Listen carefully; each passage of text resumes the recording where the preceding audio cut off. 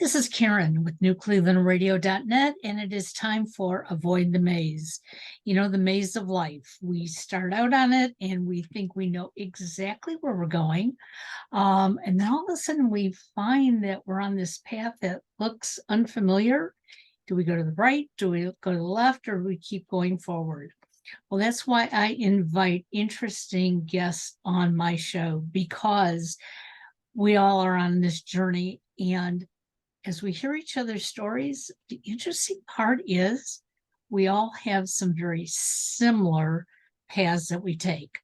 My guest today is Ahmard Vital, and I see some nice looking plaques behind you. Are they touting your business? Is that what we see? Thank you for having me on, but the one with my last name, that was my nameplate from when I played high school football in rural Texas. The top right, the Awakening Baller Within, that is the book cover of my first published book, and to my left is my Christian faith that I have put in place of what used to be my degree in mental performance coaching. I just feel like now at this point in my life, I believe and know that it was my Christian faith that got me to where I am now, to where I can be on a show like yours talking about a journey, because many of the different people in the Bible have taken quite a journey. And it's representative of what we're all dealing with in life right now, because life comes in seasons, and the journey is definitely a part of that. Well, I am really glad to have you, because I love talking to people who are from different parts of the country that we can sort of relate to and say, wait a second, even though I live in Ohio, and I believe you're in Texas, correct? That's correct. You know what? There's difference between the states, but really no difference between the people. We are all God's creatures. And the sooner we get to accept that, I think the better off we're all going to be. The only difference I can say for today is you have a lot more hot weather than we do. So if I could send you some of the cool weather from up here in Cleveland, I certainly would.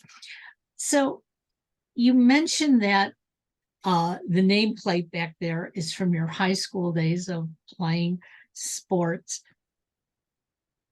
Take us on your journey. When you started out as a young man, did you see yourself sitting here on a podcast talking about where you started and where you are today?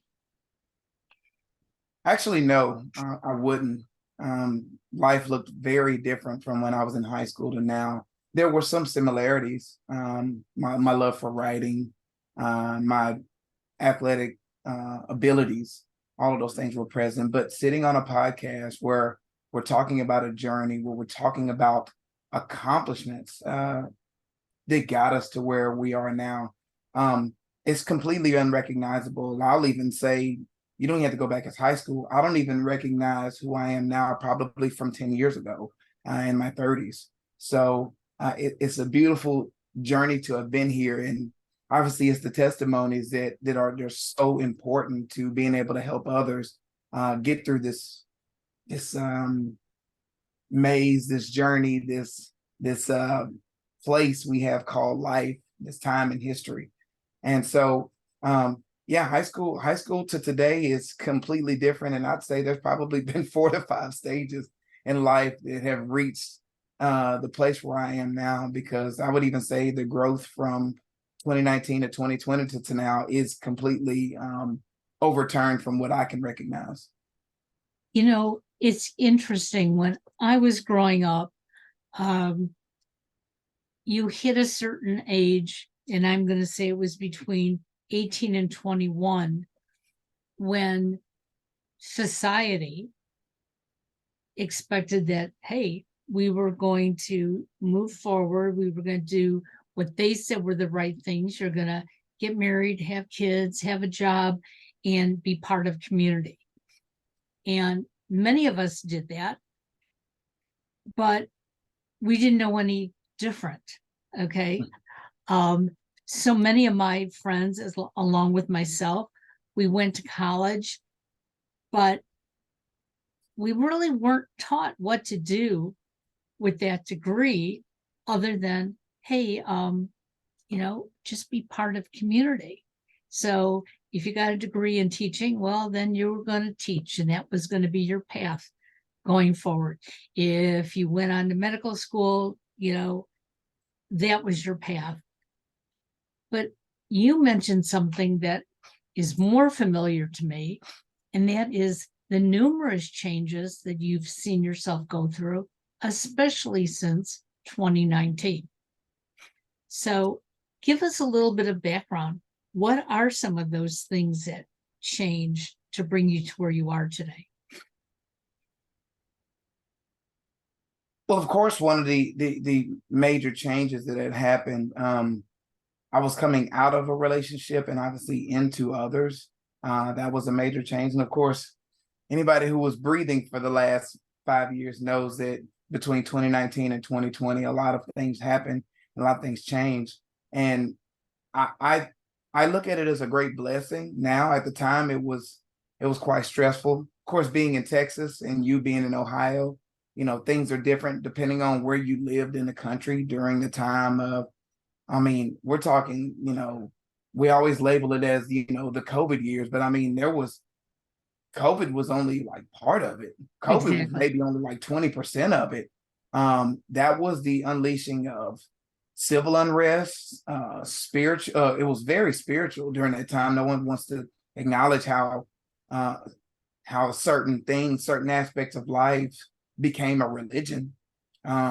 Whether it came to, the doctors, whether it came to the lockdowns, whether it came to, the racial components, the cultural components, the social, and just in the educational side of things. And I know for me in 2020, I just said enough, because there was most of my life, I've stood true on what I believe as a believer, as a man, and as a tax-paying citizen.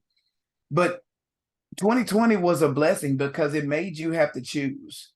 It was no longer just, hey, what you do over there is none of my business. And it still isn't any of my business. But the bottom line is that there were certain parts of society that invaded my values and my beliefs. And so then you had to take a stand. You had to maybe speak up a little bit more, even though maybe it was unpopular to say certain things. But 2020 was a major time when I said, you know what, I'm going to lean in a little bit more. And that's when, my faith grew stronger. I became a little bit more outspoken in my business and in my ministry. And so that, I always say 2020 took the mask off of a lot of things, off of the medical profession, off of the educational sector, off of some of these major large corporations. People started showing who either they truly were or what they've always been. Either way, some of that infringed on our own individual beliefs and rights. And I had to lean in on that. And I realized that like my platform was going to change a little bit. I was going to still, speak motivation. I was still going to speak service. I was still going to speak gratitude. But I was going to bring my faith in more than I didn't before. I'm going to be very more assertive in what I say. And I know that, over time that's ruffled a few feathers here and there. And I'm like, maybe I'm not for everybody. Maybe what I do is not for everybody. And that's okay. But for those who, don't mind the leaning in, don't mind maybe a little bit more, locker room, football, sports, let's get after it and run through some walls type of talks, I'm your guy. If maybe you're looking for a softer side of things, I have colleagues perfect for you for that. But I wanted to lean in on what I believe was my calling to serve at a greater capacity than I was before. And 2020 just put me on a conveyor belt that was moving quite quickly to make that shift. Well, 2020 for many of us opened up our eyes. Okay. I know for myself, I guess I was living in what I thought was a very colorful world until I realized there were certain colors that weren't allowed. Not necessarily that I kept them up, but society was saying, hey, we don't need to look at that anymore. And what I'm referring to is that in the 60s, I understood, that there were racial issues and that there was no good reason for them. It was time to become one. And I thought we had until 2020. And it's because of people like yourself who have decided to say, hey, I'm going to tell you what it's like out there. I'm going to tell you what the journey is, because that affects my journey as well. And I want to be the best that I can be moving forward and understand more.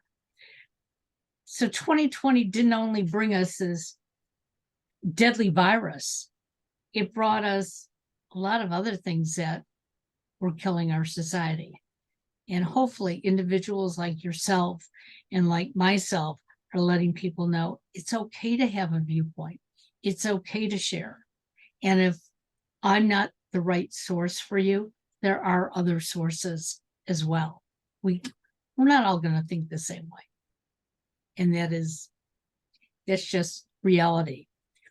So was it 2020 that got you to write your book?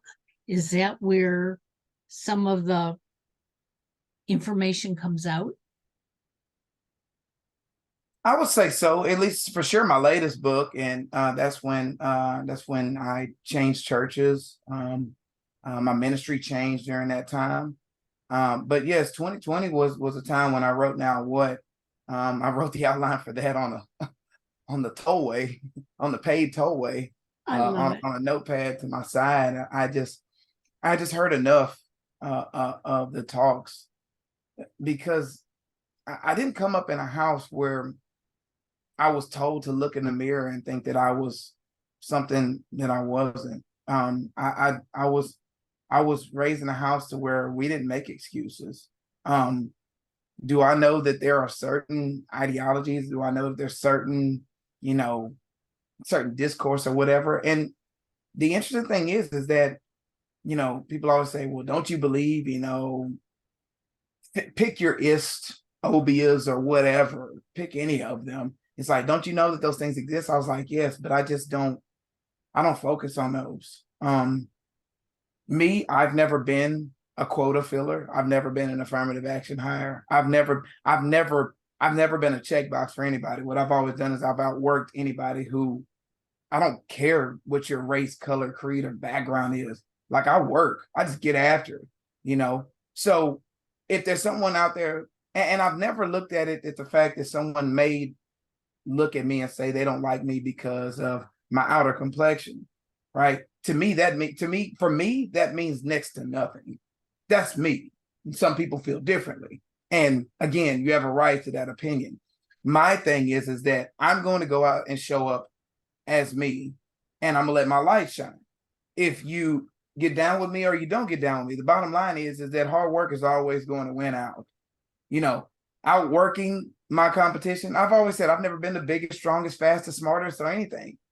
But I've always said in my mind to where if I'm going to go to work and I'm going to do a job for someone, or I'm going to complete a task, or I'm going to be hired to go speak or do something, I'm going to put myself in a position whereas if you let me go, you need 3 people to replace me. And I don't have time to sit up there and talk about what isn't, while my Father, my earthly and heavenly Father, have given me everything I need to be able to go out there and do that. That's why I typically don't jump into the, how things were. I don't care how they were. My parents came up, during the 60s. All my parents are boomers, right? My 2 fathers and my mother, right? None of them raised me in a house to be looking at, hey, it's, you're going to have to go out there and do things differently. And it's just, no, I go out there and do me, right? Because somebody may just dislike you, and it has nothing to do with your outer complexion or, Who's back at the house with you? No, I just don't focus on that because I focus on the work, I focus on the service, I focus on the love, and where I'm chosen to be, that's where it's going to be. And so now what does focus on a lot of those things, because I hear all the time, certain parts of society aren't letting me get in the head. I was like, where? Show me where it is, right? Show me where somebody is keeping you from going to college. Show me where somebody's keeping you from getting into a place of employment. Show me where someone's saying you can't live here because of this. Show me that. And I'm not saying it doesn't exist. I'm saying show me and go fight it. Other than that, keep it moving. I don't have time to sit up there and run into walls about things that should be, right? We shouldn't have, hunger, homelessness, racial tension, political discourse or whatever. And it's like, there's no part in human history where that's not been a part of society. You don't get rid of those things. What you do is you say, all right, what is my life philosophy? And I go about life and do that. Whom do I pray to? I pray to my Lord and Savior Jesus Christ. I pray to God. That's what I do. And by my text, they make those two beautiful human beings, make those things possible for me to be able to move about my way. So if there's any roadblocks in my way, it was part of the journey in the first place. So I don't sit up there and complain and say, why, whoa, what? I just don't have time for that. And now what gets the excuses off of the table, gets the victimhood mentality off of the table, and just say, you know what? I'm going to go out there and serve a greater and higher power than myself. And when I do that, and I choose to make that decision and don't allow the world to dictate who I am and what I represent, then now we have something to move forward and move upon. And so that's my stance on that. And 2020 just let me know that, like, there's a lot more people who just need to wake up and say, I don't care what you think. I want to level up. I want to do better for myself, for my family, for the service, for my church, for my community. Like, I'm not sitting up there in the huddle saying, how can we overcome this cloud that's over us? Screw the cloud. I'm here to work. I'm here to serve. I'm here to make impact. And if there's something in my way, eventually it's going to get mowed over because I'm here to do something greater than myself. That's my stance on it. Well, I love your stance because I will tell you that I hear on a daily basis from people, I'm too old, I can't do it. And I look at them and go, why can't you? What's stopping you? What is it you want to do? Because if you want to do something, you can find a way to do it. The difference is the measurement, okay? So when I say measurement, somebody said to me the other day, you've been doing podcasting for 10 years. Are you at the top of the charts? And my comment is, I don't know where I am, and I don't care, because I'm doing what I feel good about doing, and I'm reaching those who want to hear. And if they don't want to hear, they can move on. And that's not in a nasty way, but we can do the things we want to do. Can I go run a marathon? Well, to be honest, I have 2 injuries that I probably couldn't run it. But if I really, really wanted to walk it, I could. The question is how long it would take me. But if you want to do something, you need to do it. And I love the fact that you said it's not about what happened before. It's about where you are today and moving forward. So tell me a little bit. You have, how many books have you written? 2 books? Is that what I understand? 3. Okay. I missed one along the way.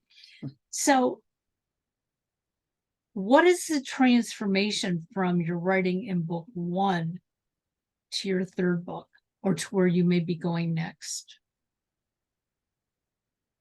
The main transformation is that Jesus is involved in my books going forward. Period. End of story. Before, I was taught as a young speaker and as a young author, like, okay, your Christian spiritual side, that's on Sundays and Wednesdays. You keep that over there. Your Monday through Friday, keep everything more secular. Don't mesh the two, and keep them separated. And 2020, I did have a pretty beautiful meltdown during that time over a number of things.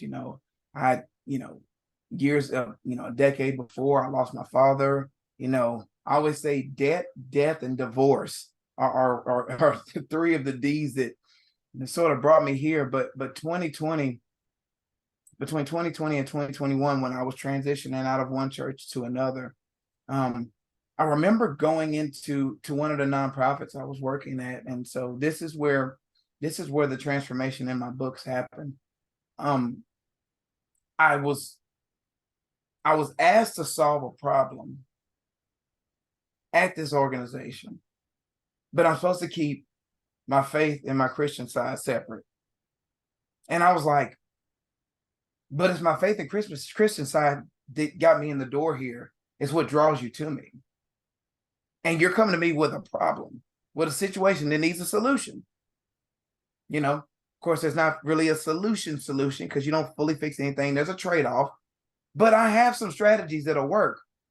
But they're coming out of a book that I'm told is not supposed to come into the education sector. It's not supposed to come into corporate America. It's not supposed to come into, the medical profession.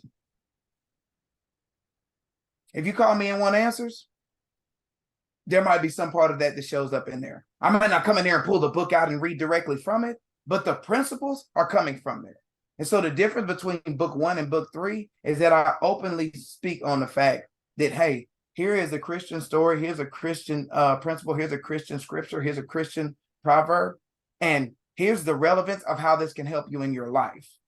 And I'm quoting it directly now, whereas before I might semantically work it in there. No, now it's directly right here in this book. It says this, here's the story, and here's how you use it in your life. That's what the difference is now. The difference is now is that Ahmard Vital is one gigantic package and several moving parts. But the bottom line is the fuel that comes from me, comes from the word, comes from my faith, comes from the fact that every morning I ask God, I talk to Jesus and say, teach me how to be more like you. That's the difference. And that comes out in my writing. That comes out in my speaking. That comes out in my walk. Do I fall short? Yes, indeed, I do. Yes. We're sinners living in a broken world. But the bottom line is that I'm not hiding the ball anymore. I'm not letting you know it's a mystery. For the most part, when it comes up, I lean in on it and say, this is who I am and what I represent. That's the difference between book 1 and book 3. I was tired of living not so much two separate lives, but trying to, choose where I can say certain things. Now it's just like, hey, you need some prayer, young man? Miss, is there anything I can pray for you for?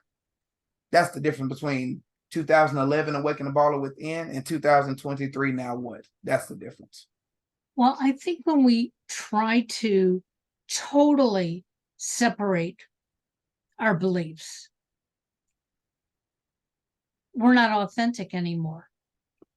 And that becomes confusion within ourselves when we deliver a message. And so, I think we're living in a world where people want to separate things out. Well, don't talk about your religion because it's not my religion. Well, wait a second. Let me hear how your religion plays into your thought process. Because most of our religions are basically the same when you come down to it. They have the same basic messages. So why are we so afraid to combine things together? And I love the fact that you made that transition. You're not hiding behind it anymore. You're saying, hey, this is, this comes from the Bible. These are words that I didn't write, but they're words that can help you through these situations. I think that's magnificent because it tells me something about you, that you've read it, you've researched it, you've understood it, you've seen it put into play. Where many of us just go off and give off a quote and we come up with a story behind it to get everybody to rally behind us. And then they go, oh, so that's what it means. Well, does it or doesn't it? Do your research. Live your words. And that's what you're doing today. So how do you reach out to people? How do people know about you, your writings, your speaking engagements, the things that can help some of us like get those cobwebs out of our heads? Well, I've been speaking since 2011 when my first book was written, and obviously it started mainly in locker rooms because I was a recruiting analyst. I covered sports, college football recruiting for many years, so obviously that was my start coming into this. And you know, my spiritual journey has been up and down, and now I'm very, very staunchly committed to the Christian faith, and I'm part of a church organization that definitely pours into me in that way. But people can find me online at ahmardvital.com, and on my social media, it's Ahmard Vital everywhere they go. I'm obviously moving around quite a bit. Social media, Instagram and Facebook is where most of the material I have goes. Kind of working into the Twitter X, back trying to jump into that platform a little bit more these days. Really sort of in a transition, but definitely booking information is on my website, ahmardvital.com. And obviously my newest book, Now What, is available on 33 different digital platforms, so they can find the book there and definitely look into that. If they want a preview of it, they can go to booknowwhat.com. Booknowwhat.com. My publisher has made that available, a digital copy available for anyone who wants to check it out. We'd love for them to patronize and buy their own copy. But you know, ministry is a big part of what I'm doing these days. Speaking a lot on motivation, change, resiliency, you know, just really personal responsibility. That's a huge thing. Of course, you know, the work I do with young adults and young people and teens is more the ministerial side, but some people do book me in business for that as well, to work and coach with their teens. But ahmardvital.com and Ahmard Vital on social media is the greatest way to be able to find me. And hopefully I'll hear from some of the Avoid the Maze audience who wants to have a further conversation. Well, and all that information will be in the show notes. So if somebody missed it along the way, don't worry about it. Just go back and read the show notes. But I want to talk sports a little bit. So you played football. You said you did recruiting. So is football your main focus, or do you like all sports, or is there a certain team that just really gets you excited?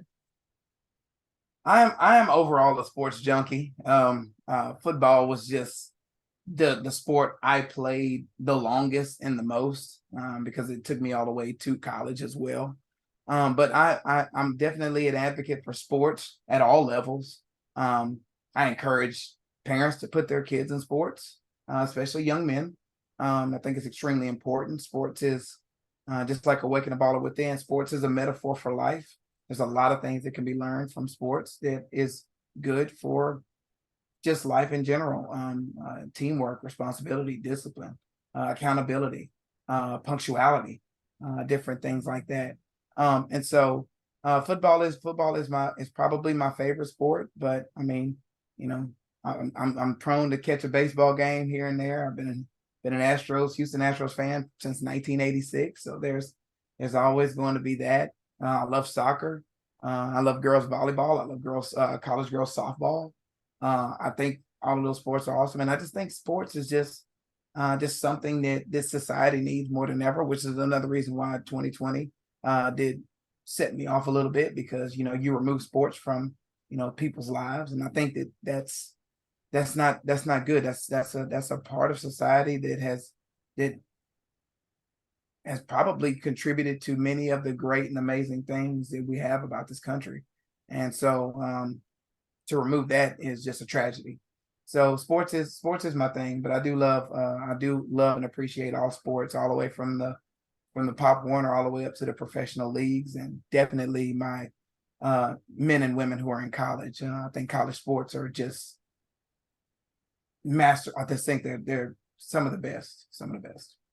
Well, I would be amiss if I didn't say it, but Texas also has a great WNBA team. In Dallas, they have the women's Dallas Wings, and they're going to actually go to the playoffs this year. So when you talk sports, I'd never watched a women's basketball game ever until I started watching them. And I will tell you, the expertise that women athletes have, it's totally different than men athletes. And I think we need all to sort of like take a bigger look at what these programs have to offer.